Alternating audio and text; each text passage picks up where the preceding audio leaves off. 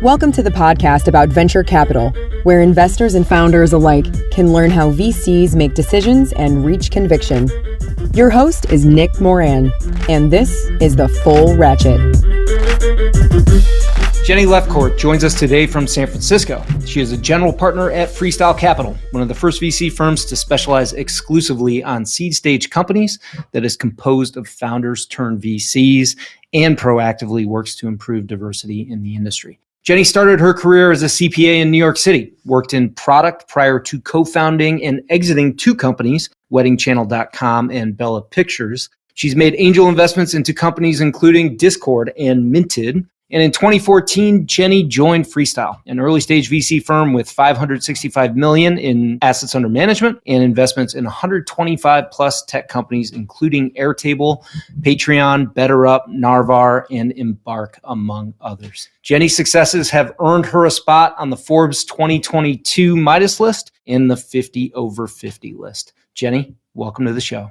Thank you. Thanks for having me. Yeah, tell us a bit about your background and your path to venture. I went to Wharton undergrad and followed the path of least resistance, where all the firms came knocking on our door and offering us great offers before we were even close to graduating. And so I said yes, never really thinking, knowing I wanted to live in New York. And the day before I started my job at Arthur Andersen as a CPA, I cried to my then boyfriend, now husband, saying, "What did I do? I forgot to think. I forgot to think about what I want to be when I grow up."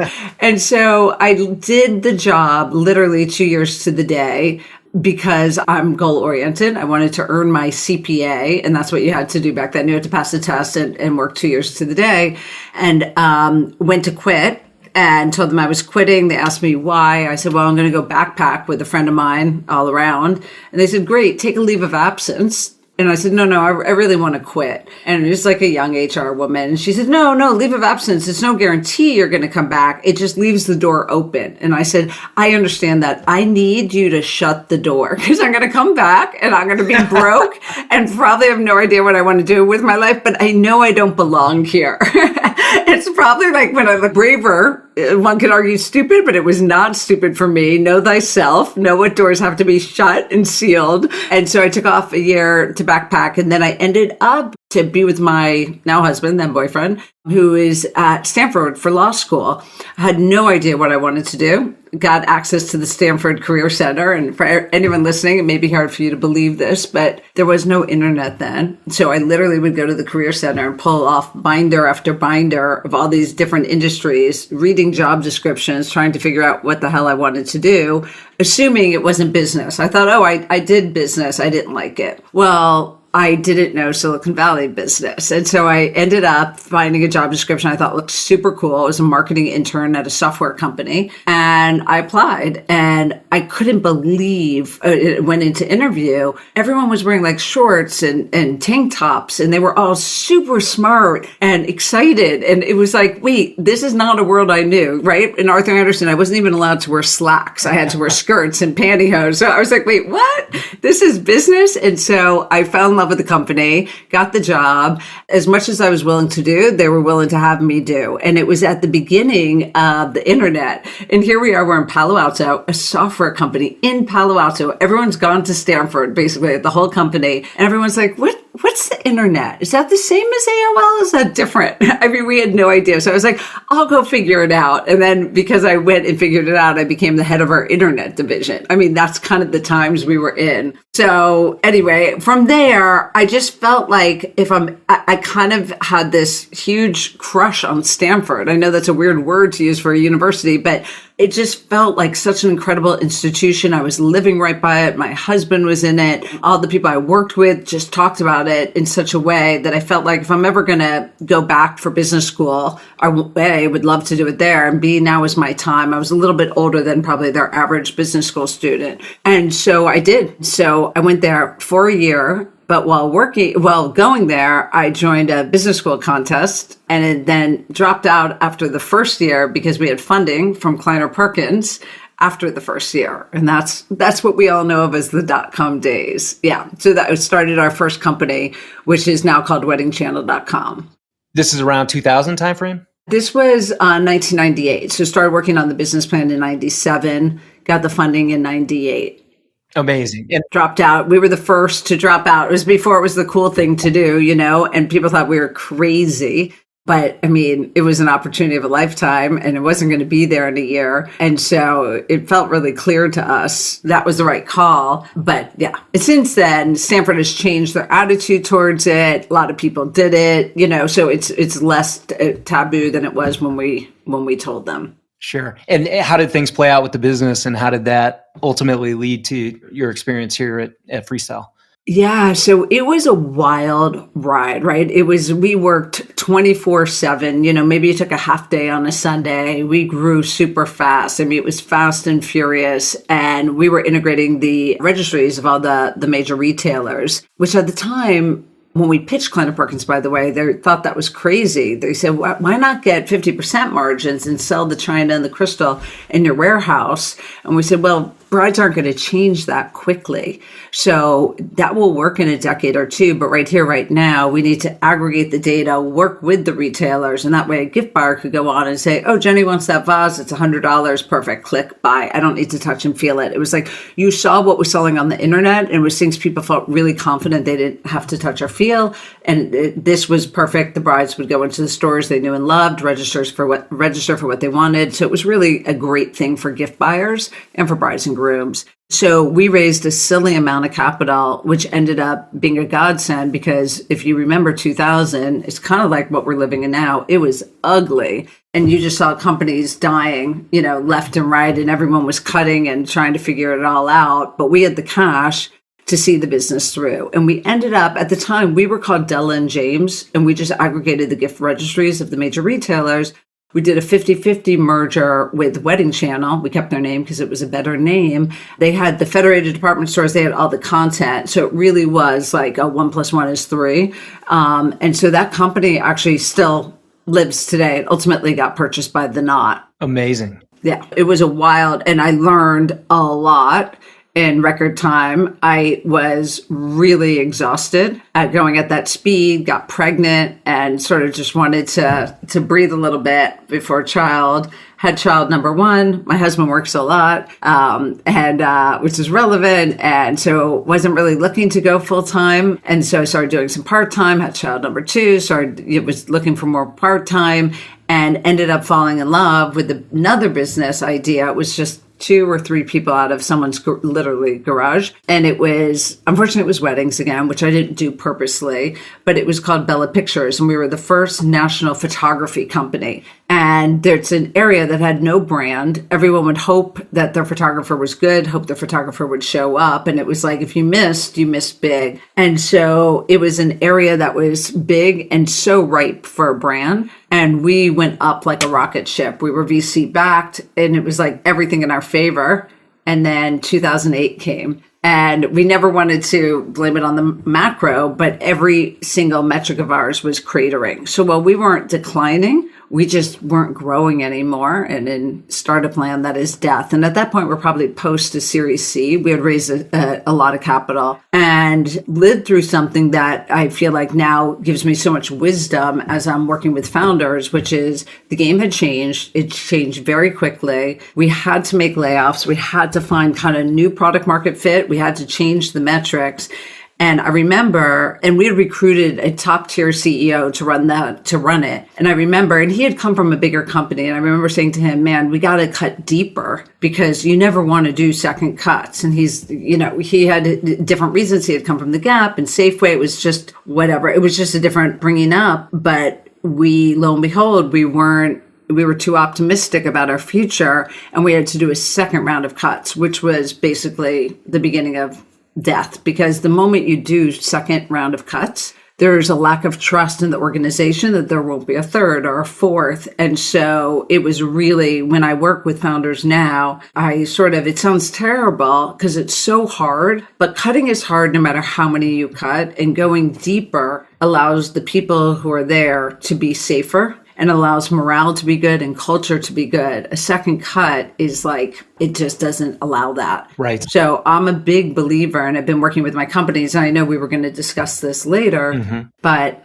cut deeper, cut to the bone, maybe bleed a little bit. No, you now have the resources to add bandages, right? You can always scale up, but if you don't cut deep enough, then what comes is something that is really hard to ever heal from.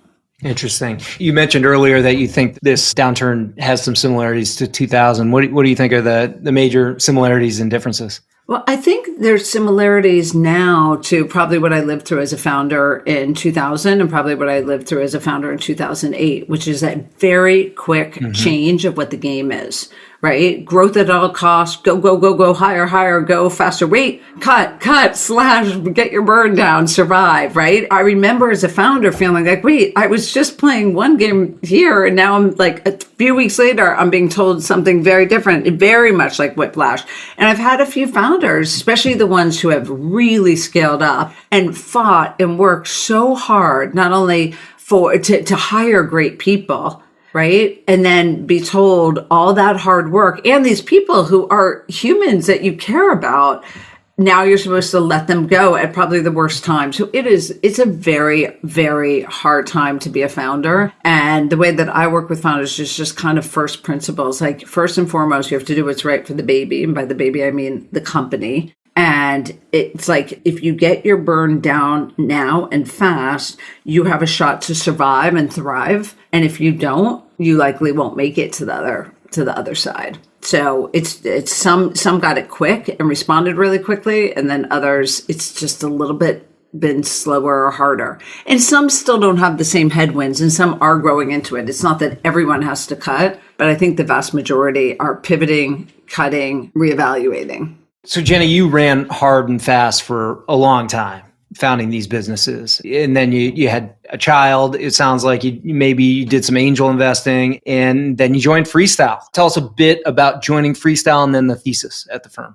I had 3 children.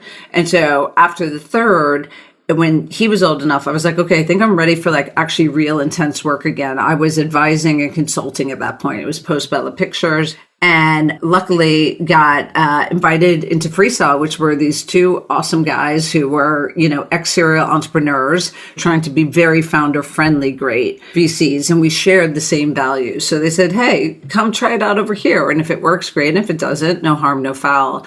So I joined just as an employee. I think I was even part-time for the month 1 and then became a partner. Then I became an equal partner. Then I became one of the 2 GPs in the management company. So it's been a nice sort of trajectory and a nice way to kind of date before we got married. But angel investing, it's funny, I would hear a lot of VCs, especially back in the day when people were just starting to think about diversity, saying, hey, we're looking for a woman like you, a woman, but we want someone who's done a lot of angel investing. And I was thinking, okay, why? Because like angel investing to me is night and day from what I have to do as a venture capitalist. And so when I was angel investing, I would get lucky on access to great companies and typically was following tremendous lead, right? So like there are times where I did diligence, but actually my greatest investments were when I didn't. I was following someone and they were making room on the cap table for me for my unique value add of whatever that may be. And so I do find it to be, while I thought I understood venture capital because I had raised so much of it and had spent so much time with VCs and had been an angel investor, it was totally different being on the other side of the table. Yeah, what would you describe as some of the primary differences? I know that here on our team, I started out as an angel and I went from being an angel investor to sort of a co-investor or a follower. And then we went from a follower to being a lead investor. And I think each one of those transitions has been equally more challenging. I mean, there are very big differences between all 3. Can you highlight some of the differences that you've observed in being an angel versus leading deals? Yeah, I guess I would say for me, and it's always different depending on how people, roll in their angel investing or their venture capital, playbook. But for me as an angel, I was happy. I knew I was going to make a handful, maybe 2 handfuls of investments. And if I liked the premise and I liked the numbers and I liked who was leading and I liked the team, I'd throw in, right? I didn't do a ton of diligence and it was my money. And I was really comfortable betting with my own money, if you will. When I became a VC, I felt like it is my duty, right? We have LP money. My money's in there too, but primarily it's LP money. And I had to really understand the market, really look at everything else under the sun that's serving that problem, really spend time with the founders founder, knowing I'm going to be working closely with them. Can I add value? Will I work well with them? And so it felt like a very, very different job to me, because not only was I making the investment, but then I was working so closely with them. The way that Freestyle works is we work sort of high conviction, low volume investors. And so we typically lead, we'll co-lead, but we typically lead. And then we work really closely with our founders in that sort of seed to Series A stage. And then we pass a baton, ideally to a great Series A investor where we're still involved. We'll join board meetings as an observer or not. And we do one-on-one calls, but less frequently. We're less involved in the operations and become more of a trusted advisor. So spending the time and really supporting the founders on whatever they need. And sometimes that's like they need real help. Like I can help a lot with go-to-market and sales strategy and how to get the sales pitch. And there's a lot of skills I have that I can do, but a lot of it is just strategy and also helping them with the head game of it all, right? It's hard being a founder. It's big and it's scary and it sometimes is lonely, and media has glamorized it, but it is not a glamorous job. It is a hard job. And so almost becoming a coach a bit. And in fact, when I started the role at Freestyle and realized, wow, there's a lot of coaching in this role. And I love professional development. I'm thinking, I've never taken a class on how to be a coach. That could be interesting. So a friend of mine who is the very best CEO coach that I know of, Khaled, I asked him, I said, hey, could I gather a group of women and we'll go to sort of like a retreat and you'll teach us kind of coaching 101, because all of us are coaching, but none of us have been trained how to do it well. And he did. That was really helpful. So I feel like it's an area that I've gotten better and better at, because really our job is to get behind these founders and try to help them be the best they can be as leaders, be the happiest they can be, and build the most valuable companies. Amazing. Jenny, I want to hear more about your engagement process with a founder prior to investment. And starting even with the pre-meeting stuff, when a founder reaches out to you over email, whether it's referral or cold, what specific things, maybe non-obvious things, are you looking for that stand out and get you to lean in and take a meeting? Yeah, I often tell founders, you have to know that, the old cliche, like it's not you, it's me. A lot of times it does depend what's going on. How busy is my schedule? Am I in the process of like signing a term sheet today, or am I been on the hunt for something that looks just like what they're building, right? So a lot really is about the VC and where they have scar tissue, what their schedule is, what their mood is. I mean, that's just the reality. But putting that part aside, that I feel like a lot of people don't say out loud, I definitely have a higher hit rate if it comes in through a warm intro. I know that there's a lot that helps with supporting diverse founders or having diverse founders in our portfolio if we're more open. So I do read cold ones as well. And the more custom they are and like have done their homework, the more likely I am to say yes. So it's not that it never is a yes, but it's typically the ones that we're all getting that you can feel the spamminess of it all. Those just I hit delete and I don't get back to. And then the custom ones I try to get back to, but I would say that it's a little, the hit rate is lower. So let's just say it's coming in from warm. If someone says this is a great founder, and here's, it could be someone who did the pre-seed or someone who worked with them or an angel, and I am given a blurb and or a deck and I really get it and like it and I'm intrigued, I say yes. And if I don't, I don't, because it's a waste of my time and it's a waste of their time. So I lean towards saying yes. But once again, schedule also impacts that, because if I'm super booked, then and I don't think it looks likely, I say no. If I'm wide open, it doesn't look likely, I'll say yes, right? So I'm sort of trying to balance that. And then typically the first meeting is a 30-minute Zoom. And I'm really trying to get this, they're telling me a story and we're having a conversation. Ideally, they're not quote unquote pitching me. You can see I've written blog posts, I've done videos on how to pitch VCs, but most VCs want to have a conversation with the founder about a market, about macro trends, about what the world needs to exist and how they're building that and why it's kind of wide open. And so if I can have that type of conversation with a founder who isn't just selling me, but is telling me their story and they're thoughtful. And if I ask questions, they really answer the questions and they're open to say, yeah, we don't know the answer to that. Here's our hypothesis, and we'll know more in the next few months as we do A, B, and C. I do way better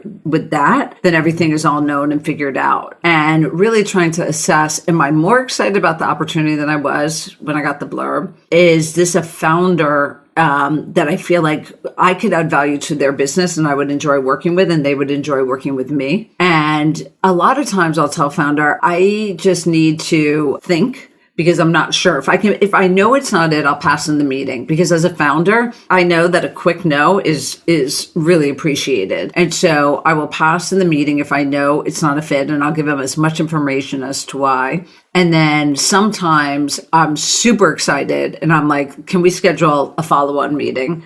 And if we can do it in person, it's great. If it's Zoom, that's sometimes fine too, depending on where people are located. Mm-hmm. And then if I'm a tweener, I said, I just need to sit on this. Let me think. And typically, if I forget about it, it's a bad sign. And if I start obsessing about it and I'm talking about it at the dinner table, and then it's a good sign. So sometimes it just takes me a few days to kind of see, where I net out.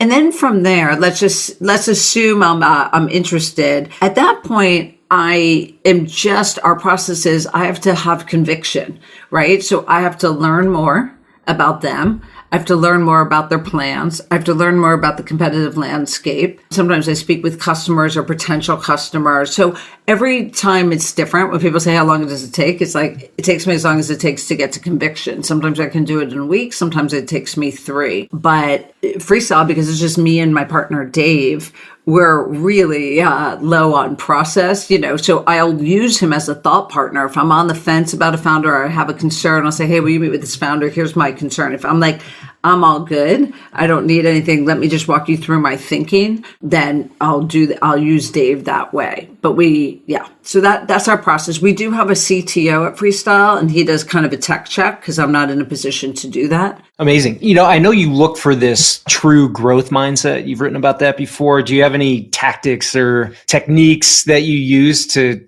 sort of pressure test and evaluate whether somebody has that mindset? Yeah. So one of the biggest things I feel like, and I have not nailed it, I'm constantly trying to improve on it. But one of the biggest things is, are they coming to the meeting and they're curious?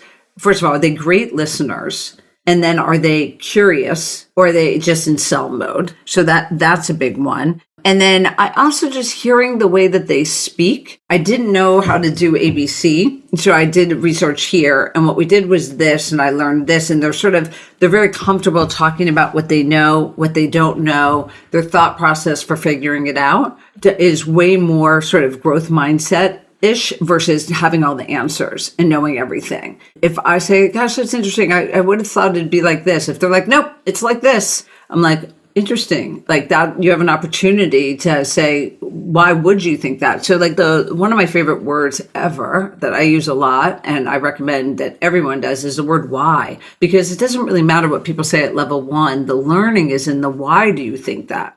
I try to get there. And then when I do working sessions with them, which luckily in this market I can kind of go back to doing, I'm a type 8 on Enneagram. So I'm a challenger. I like to, hopefully not a jerk challenger, but I feel like I can serve my founders by challenging their thinking. And I know that I am served well by people who challenge me, that like make me better. Either I'll have more conviction what I thought, or I'll have an aha moment. And if I sense any kind of defensiveness, it's usually a sign that it's not a good fit for me to work with them. Yep. Enneagram 8 over here too. Oh, are you? Yes, I am. So I know you've invested in some breakouts, Better Up, Narvar, and often when you're investing in businesses, others are passing, right? Or maybe they're finding conviction at the same time and it gets competitive. How have you found your conviction, especially when you see other VCs passing? I learned this the hard way, and I'm so glad I did. So I was brand new at Freestyle and really liked this company, Narvar. He didn't pitch well, but I loved his business and I thought he was incredible. And because I pitched so much, and I had as a founder, and because I used to advise people and kind of coach them how to pitch, I can tell the difference between the business and the pitch, which I'm not sure if all VCs have that skill. he didn't pitch well, but I loved the business. I loved sort of his vision, and I thought he was the one to build it. So I did a ton of diligence, speaking with retailers, really understanding the competitive landscape, et cetera. But I didn't know that VCs spoke to other VCs. So I didn't whisper it to any VC. So I found my full conviction, doing a lot of work, and agreed to terms with this founder. So then I went to syndicate it out, because we don't do, we'll lead, but we have other great VCs and angels join the rounds. And everyone's like, oh no, I passed on that. That's a feature. Oh no, I passed on that. And I was like, I had bile in my throat for months. Like, what did I do? I didn't know I was supposed to sort of discuss it with other VCs to get their point of view. So that was a blessing in disguise, because I think being brand new as a VC and hearing all the quote unquote great VCs pass, because for all these reasons, I probably would have gone conservative and passed. And I'm glad I didn't. He's done wildly, wildly well. So it was a lesson that I learned, not on purpose. And instead, now I ask other people what they think, and they can hate it. They can absolutely be like, that's the dumbest idea ever. I'm like, interesting, tell me why. So I remember a VC who I really admire. She has one of the greatest track records for BetterUp, told me it was a stupid idea, would never work. And I was like, oh, interesting, tell me why. And she gave me her reasons why. And I understood them, but I actually felt like, oh, I can work with that. I still believe given that. So I don't mind when I do diligence, when people vomit all over it, as long as I can understand the wisdom under the vomit, under the no. And that's where interesting things come out. So with BetterUp, I remember speaking to head of people or chief people officer about the premise. And she said, no, I would never want that. I said, okay, interesting. Can I talk more about your business? And so as I got in, it's like, so is retaining your employees and making them really happy a top concern? Oh my God, a top concern. It's everything. And do you have a big L&D budget? Yeah, it was huge. Okay. And you're sending them to Chicago Hyatt for a leadership training for 3 days. Do they like it? No, they don't like it. And is it hard to do and cost a lot of money? Yeah, it does. But does it stick? Does it make them better? Not really. And I'm like, okay, she's not ready for BetterUp, but she will be one day, right? Because it's like hearing all her problems and her priorities. So sometimes people say no. That's why I don't never trust when a customer of any kind says, oh my God, I definitely buy it. It's like half the time, then you're like, oh, can I have your credit card? Oh, no, right? Or the flip side, oh, I wouldn't buy that. And then you understand their business, their priorities, and you're like, oh, you will. You just don't know it yet. And so I work hard to gain my conviction by almost being a detective a little bit to really understand, read the tea leaves of underneath. I think part of our jobs and part of the founders' jobs is being very open-minded and very flexible, right? Whereas a lot of people will hear something like CEO level coaching and they get locked into this idea that, oh, it's incredibly expensive. And that's never something that, would apply to mainstream employees, for instance. And it takes some leading them by the nose in coaching and some time to get them to understand that it can be a much more accessible price point at scale. Yeah. Well said. Jenny, you and I have spoken previously about your focus on B2B2C models. Why spend so much of your time and effort on B2B2C? So the reason I love the B2B2C model is because ultimately what really gets me excited is the end user, right? So I like end users that are humans versus roles. So, selling into the CIO or the CMO, not as interesting to me as much as employees, consumers, they're people. And I feel like I can really wear that hat and say, okay, if I'm them, what would I want, right? And if they have a tremendous value that they could get from this new experience, and they have a business stakeholder who it behooves them to thrill this end user, and that business has money to spend to thrill them, it's kind of the best of both worlds for me, because now I get that my heart is all about the consumer and I can geek out with the founder on that consumer experience, but you can really sell to businesses and say, you know what your consumers are going to demand? They're demanding it already. You don't know, but they want this. And that's why they're shopping at Amazon and not shopping at you. You just don't know. So you better have this experience if you want to keep your customers and not have this leaky funnel. And so if you can use this their end user, their stakeholder,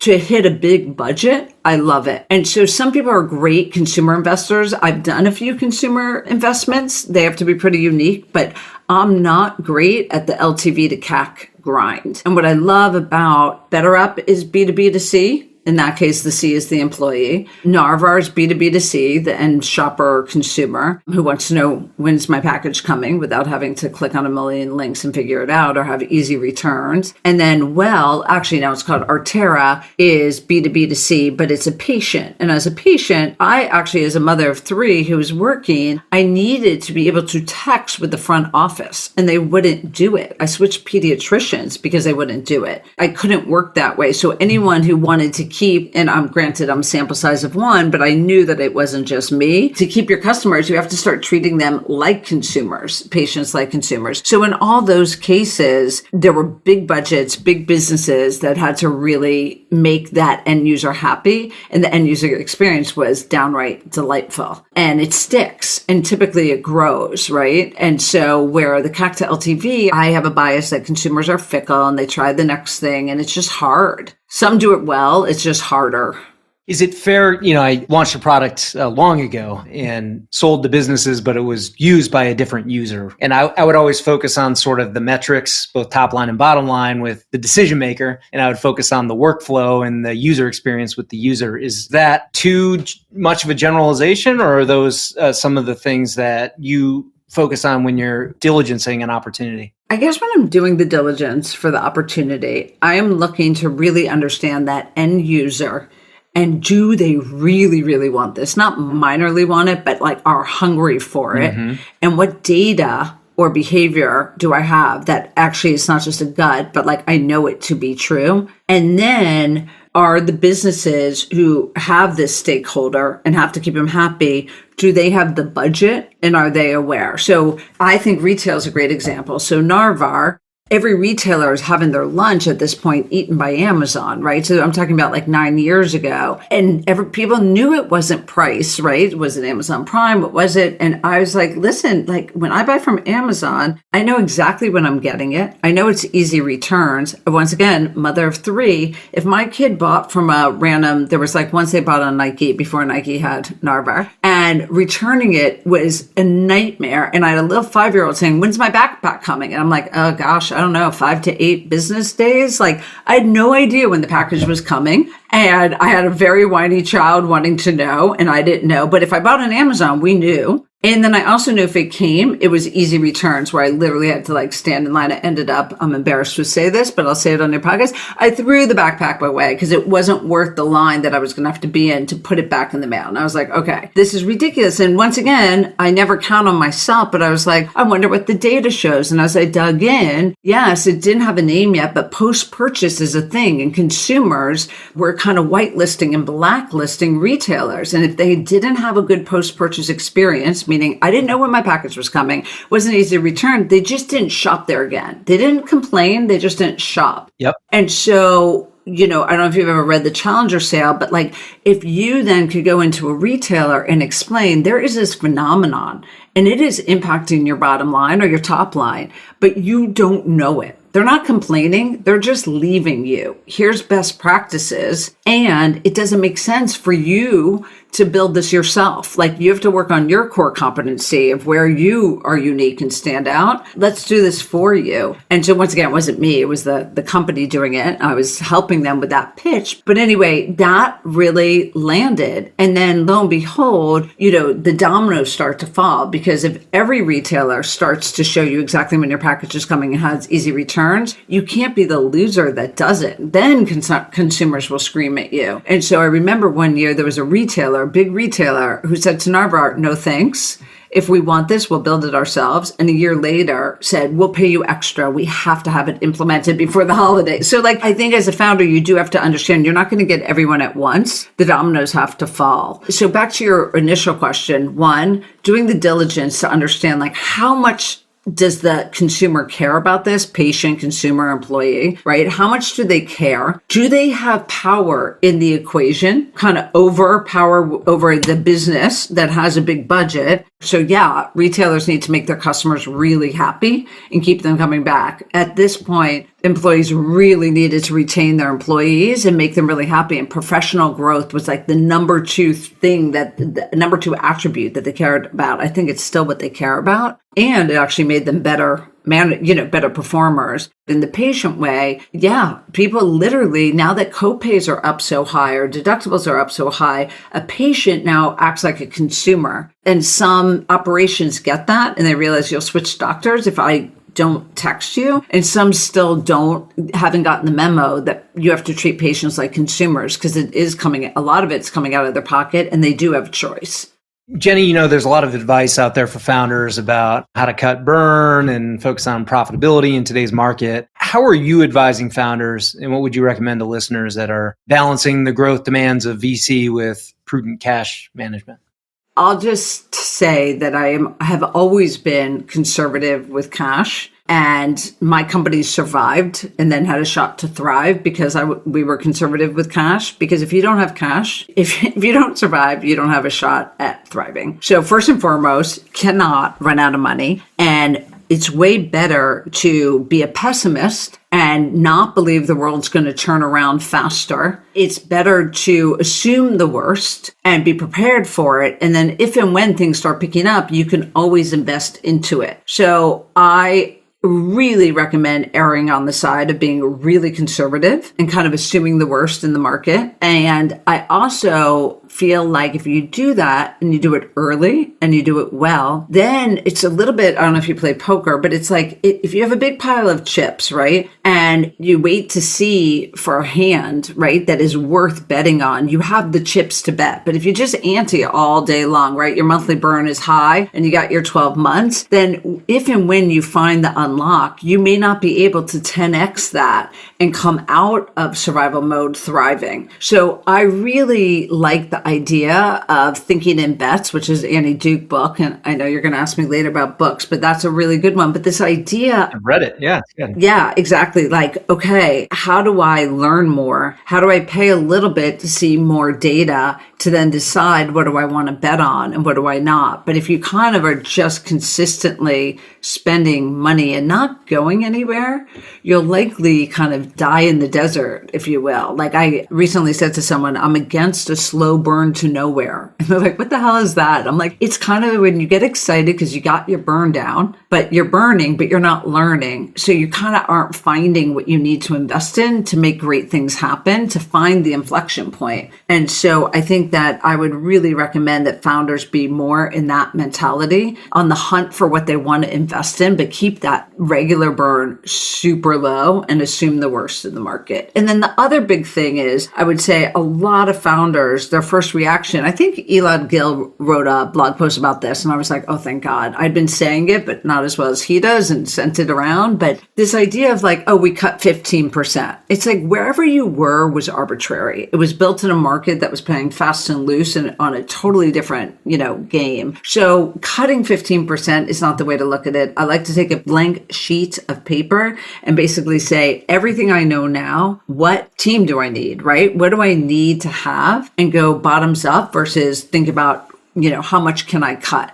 Yeah, these blanket pieces of advice, cut 15%, not necessarily useful. And yeah, I think about it. One of our successful companies is doing around 150 million of ARR, and it hasn't been this consistent up and to the right, furious growth ramp. It's kind of been a series of like, we found something that worked, they grew for a while, and then they kind of, were very prudent with spending until they found the next growth vector. And it's not just 30% month over month every month for 6, 7, 8 years. It doesn't work that way. No. And I don't think anyone out of this market is expecting that. I think a lot of founders are going to get judged by not only where are you on ARR, but how much money did you burn to get there? So that burn multiple. Mm-hmm. And so that is a very different rule than probably most founders were being told a year ago or 2 years ago.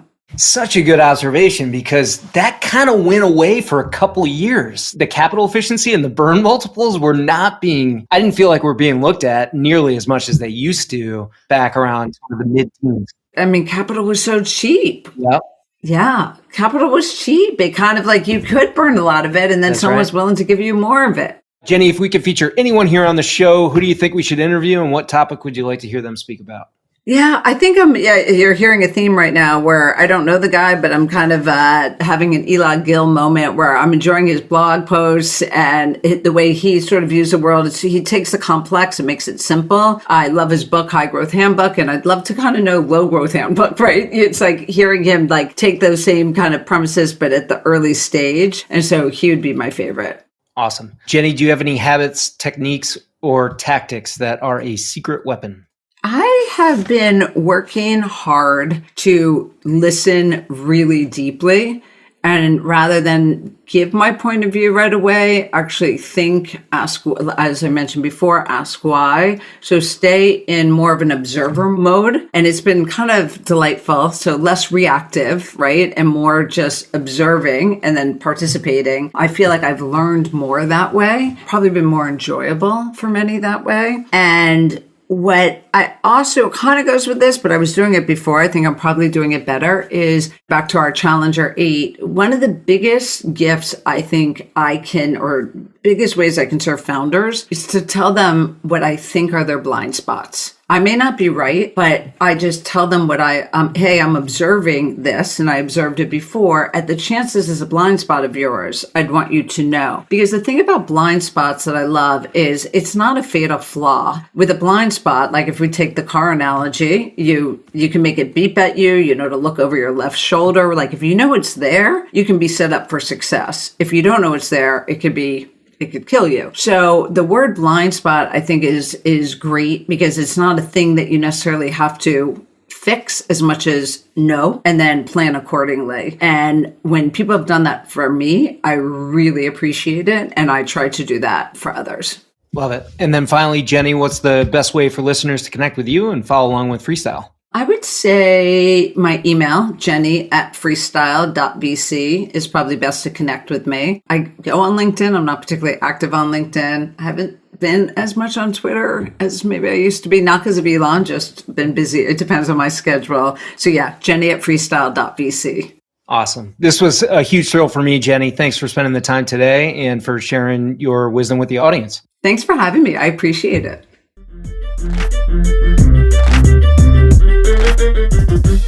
That will wrap up today's episode. Thanks for joining us here on the show. As always, show notes and links for the interview are at fullratchet.net.